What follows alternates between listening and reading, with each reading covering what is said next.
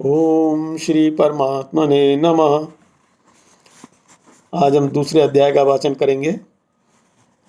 आपको मैं जो लोगों ने अपनी प्रतिक्रिया दी है पहले अध्याय पर, उससे मेरा बहुत उत्साहवर्धन हुआ है।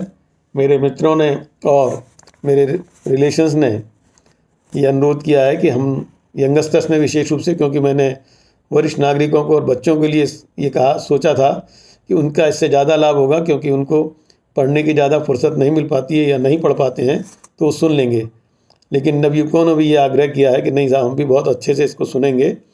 और मैंने भी अपने यंग एज में ही इस गीता पाठ का शुरुआत करी थी और मैं तब से निरंतर पढ़ रहा हूँ।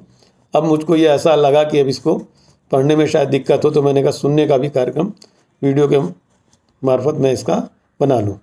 तो हमने अब पहले अध्याय में क्या क्या कवर किया, पहले मैं आपको वो बता दूं कि हमने पहले अध्याय में देखा कि दोनों सेनाओं के कौन कौन से प्रधान शूरवीर हैं, उनका वर्णन किया। उसके बाद उनकी शंखध्वनि और उनके द्वारा बजाए गए शंखों के नाम। फिर उसके बाद अर्जुन का दोनों सेनाओं के निरीक्षण का अनुरोध करना श्री कृष्ण भगवान से। दोनों सेनाओं के मध्य में पहुँच के अपने रिश्तेदार बंधु बांधवों को देखकर अर्जुन को दुख हुआ और वह कायरता और स्नेह युक्त वचन कहने लगा। अब मैं द्वितीय अध्याय का प्रारंभ करने के लिए पहले प्रथम श्लोक का वाचन करूँगा। द्वितीय अध्याय। तम तथा कृपयाविष्टम अश्रुपूर्णा कुलेक्षणम विषीदंतमिदं वाक्य मुवाच मधुसूदन।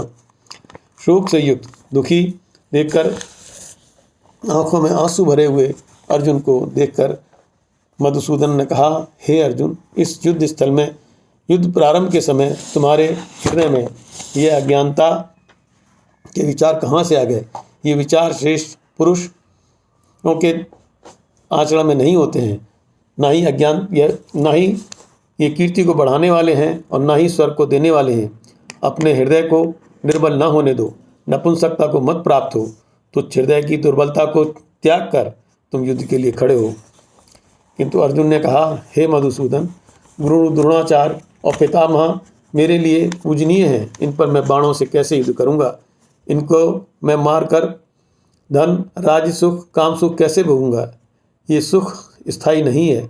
मैं इनको न मारकर भिक्षा द्वारा प्राप्त अन्न से जीवन निर्वाह करने में अपना कल्याण समझता हूँ। इस समय मैं नहीं सोच पा रहा हूँ कि युद्ध करूँ या ना करूँ। हम जीतेंगे या कौरव जीतेंगे? जिनको मारकर हम राज सुख भोग कर जीना नहीं चाहते, वे सब धृतराष्ट्र के पुत्र मेरे सामने युद्ध के लिए खड़े हैं। इस समय मैं कायर हो गया हूँ, धर्म की वास्तविकता को भूल गया हूँ, वंशजों के मुंह में उलझ गया हूँ, शोक से ग्रसित हूँ। मैं आपका शिष्य हूँ, मार्गदर्शन चाहता हूँ। हे मधुसूदन, कृपया मुझे मेरे हित की शिक्षा दीजिए। पृथ्वी पर धन से युक्त राज्य और देवताओं के सहयोग से भी मुझे नहीं लगता कि मुझे इंद्रियों को सुखाने वाले इस शोक से मुक्ति मिल पाएगी। हे अर्जुन, तुम विद्वानों जैसी बात नहीं कर रहे हो। बुद्धिमान पुरुष मरे हुए व्यक्ति और मरने वाले जीवित व्यक्ति के लिए भी शोक नहीं करते हैं। वास्तव में संसार का प्रत्येक व्यक्ति प्रत्येक काल में था और आगे भी रहेगा। इनके केवल शरीर बदलते रहते हैं। इस शरीर में आत्मा सत्य तत्व अपरिवर्तनीय है। इसे पुनः सुनिए, इस शरीर में आत्मा सत्य तत्व अपरिवर्तनीय है। इसके रहते केवल शरीर में बाल्यावस्था, युवावस्था व वृद्धावस्था आती है। आत्मा हमेशा एक समान रहती है। जिस प्रकार जीवात्मा के इस स्थूल शरीर का विकार बाल्यावस्था, युवावस्था व वृद्धावस्था होना होता है, परंतु अज्ञानता से यह परिवर्तन आत्मा में आभास होता है। उसी प्रकार सूक्ष्म शरीर के विकार एक शरीर से दूसरे शरीर को प्राप्त करना है, परंतु अज्ञानता के कारण दूसरा शरीर भी प्राप्त करना आत्मा में भासता है। इसलिए तत्व को जानने वाले धैर्यवान पुरुष स्थूल व सूक्ष्म शरीर की क्रिया से मोहित नहीं होते हैं। हे कुंती पुत्र, सर्दी, गर्मी, सुख, दुख थोड़े थोड़े समय के लिए ही आते हैं, इसलिए इस दुख को तू सहन कर। धैर्य रखने वाले पुरुष प्रत्येक स्थिति में समान रहते हैं और मोक्ष पाने के योग्य होते हैं। हे अर्जुन, असत वस्तु का तो अस्तित्व नहीं है और सत का अभाव नहीं है। इस प्रकार इन दोनों का ही तत्व ज्ञानी पुरुषों द्वारा देखा गया है। इसके अनुसार नाश रहित उसको जान कि जिससे यह संपूर्ण जगत व्याप्त है। इस अविनाशी का विनाश करने में कोई समर्थ नहीं है। जीवात्मा के यह सब शरीर जो तुम्हारे सामने खड़े हैं ये नाशवान हैं। इसलिए हे अर्जुन तू युद्ध कर। अब मैं कुछ आत्मा किस तरह से हमारी बहुत स्ट्रांग है, इसे न कोई मार सकता है, ना ये किसी से मारी जा सकती है और ना इसे ही कोई नष्ट कर सकता है। इस विषय में जो श्लोक काफ़ी प्रचलित हैं और आप लोगों ने सुने भी होंगे, उनका वाचन करना चाहूँगा। न जायते म्रियते वा कदाचिन्नायं भूत्वा भविता वा न भूया अजो नित्यम शाश्वतोऽयं पुराणो न हन्यते हन्यमाने शरीरे। न यह आत्मा जन्म लेती है न जन्म लेके मृत्यु को प्राप्त होती है, क्योंकि यह आत्मा बिना जन्म लेने वाली, नष्ट न होने वाली, प्रत्येक समय रहने वाली है। अर्थात यह आत्मा अजन्मा, नित्य, शाश्वत और पुरातन है। अगला श्लोक भी आपने सुना होगा। वेदा विनाशिनम नित्यम य एनमजमव्ययम कथम सपुरुषा पार्था कम घातयति हंतिकम। इसी प्रकार ये जीवात्मा जो है वो एक शरीर से दूसरे शरीर में चली जाती है। जिस प्रकार हम पुराने वस्त्रों को छोड़कर नए वस्त्र धारण करते हैं, ये भी श्लोक सुना होगा आपने।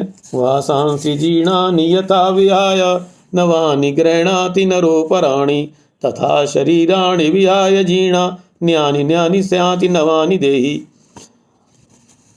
जिस प्रकार एक मनुष्य पुराने वस्त्रों को बदलकर नए वस्त्र पहनता है, उसी प्रकार यह जीवात्मा भी पुराने शरीर को छोड़कर नए वस्त्रों को धारण करती है। इसलिए इसके शरीर के लिए भी शोक करने उचित नहीं है। इस आत्मा से अस्त्र शस्त्र काट नहीं सकते। नैनम छिदंती शस्त्राणी नैनम दहति पावका। ना इसको अग्नि जला सकती है, ना चैनम क्लेदयंतापो, ना इसको जल गीला कर सकता है, न वायु सुखा सकती है, न आग जला सकती है। क्योंकि आत्मा को भेदा नहीं जा सकता है, जलाया नहीं जा सकता है, सुखाया नहीं जा सकता है। यह अपने आप स्वयं एक, और यह आत्मा निसंदेह प्रत्येक क्षण रहने वाली, सभी जगह व्याप्त, बिना चलने वाली, स्थिर रहकर और अस्तित्व के प्रारंभ से ही है। इस आत्मा का शब्दों में वर्णन नहीं किया जा सकता है। ज्ञानेंद्रियों से भी अनुभव नहीं किया सकता। अर्थात ज्ञानेंद्रिया मतलब आँख, नाक, कान, जीभ व त्वचा। न आँख से इसे देखा जा सकता है, न कान से इसे सुना जा सकता है, और न जीभ के इससे स्वाद लिया जा सकता है, न त्वचा से इसके स्पर्श का अनुभव किया जा सकता है। इसलिए यह आत्मा विकार रहित अर्थात रोग द्वेष न होने के कारण सभी में एक समान है। इसलिए अर्जुन, आत्मा के ऐसे गुण होने से तुमको इसके लिए भी शोक नहीं करना चाहिए। क्योंकि जब आत्मा मरती ही नहीं है, जब हम उसका कुछ बिगाड़ ही नहीं सकते हैं और वो नश्वर है, तो हम उसके लिए क्यों शोक करें। यदि तुम इसे मान लो तुम इसे जन्म लेने वाला है या ये मरने वाली है, तो भी यह शोक करने के युग नहीं है। क्योंकि जन्म लेने वाले की मृत्यु और मृत्यु होने वाले का जन्म होना सदा निश्चित है। इससे भी तुमको इनके लिए शोक नहीं करना चाहिए। श्री कृष्ण महाराज ने अर्जुन को समझाया, भीष्म पितामह और द्रोणाचार्य आदि सभी पूजनीय हैं, लेकिन ये सभी संबंधी भी जन्म से पहले बिना शरीर वाले थे और मृत्यु के बाद भी बिना शरीर वाले हो जाएंगे। जन्म और मृत्यु के बीच ही केवल शरीर वाले प्रति दिखाई पड़ते हैं। वास्तव में जो ये लोग हैं वे आत्मरूप से हमेशा थे और हमेशा रहेंगे। अतः इन सब के लिए शोक करना उचित नहीं है। हे अर्जुन, यह आत्म तत्व का वर्णन बहुत ही जटिल है। संसार के कार्यों में लिप्त होने के कारण मनुष्य जीवन भर आत्मा की ओर ध्यान नहीं दे पाता। इसलिए कोई कोई महापुरुष इस आत्मा को आश्चर्य से देखता है, कोई कोई आश्चर्य से कहता है और कोई कोई आश्चर्य से सुनता है, और कोई कोई महापुरुष सुनकर भी इस आत्मा को नहीं जान पाता है। हे अर्जुन, यह आत्मा सबके शरीर में रहते हुए भी नहीं मारी जा सकती है। इसलिए इन प्राणियों को मारने के लिए भी तुम्हें शोक नहीं करना चाहिए। क्षत्रिय धर्म, तुम्हारा धर्म क्षत्रिय है, और क्षत्रिय धर्म क्या है? अधर्म से ग्रसित मनुष्यों की रक्षा करना। हे पार्थ, भाग्यवान पुरुषों को ही धर्म युद्ध करने के लिए अवसर मिलता है। इस मिले हुए अवसर को तुम्हें नहीं गंवाना चाहिए।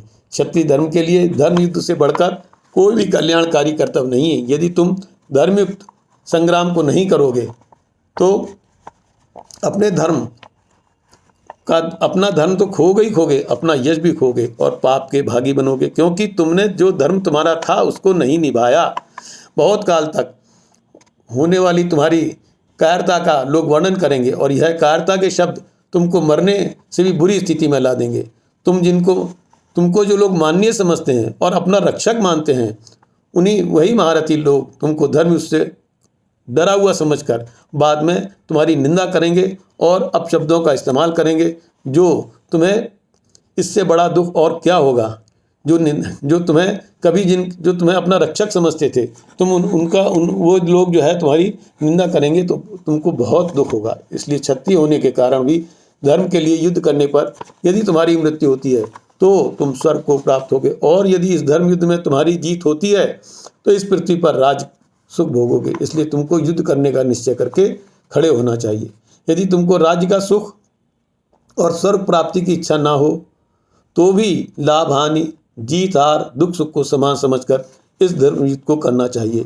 इस प्रकार युद्ध करने से तुमको पाप भी नहीं लगेगा। श्री कृष्ण ने अभी तक इस प्रकार ज्ञान योग के विषय में समझा रहे थे। ज्ञानियों की इसी सोच का होना आवश्यक है। ज्ञानियों की इसी सोच से मनुष्य अपने परिवारों की रक्षा करता है, क्षत्रिय अपने राज्य की रक्षा करता है। इसलिए यह ज्ञान योग सभी को पालन करना चाहिए कि आत्मा के चक्कर में सुख दुख, लाभ हानि, छोटे छोटे स्वार्थों को छोड़कर अपने धर्म में जो काम बताए गए हैं उन पर हमको काम करना चाहिए। यही ज्ञान योग है। अब मैं निष्काम कर्मियों के बारे में कल अगले चरण में बताऊंगा, क्योंकि ये अध्याय थोड़ा लंबा है, इसलिए इसको 2 हिस्सों में बांट दिया है। कर्म आज हमने ज्ञान योग बताया है, कल हम निष्काम कर्मियों को बताएंगे। ओम श्री परमात्मा ने नमः। धन्यवाद।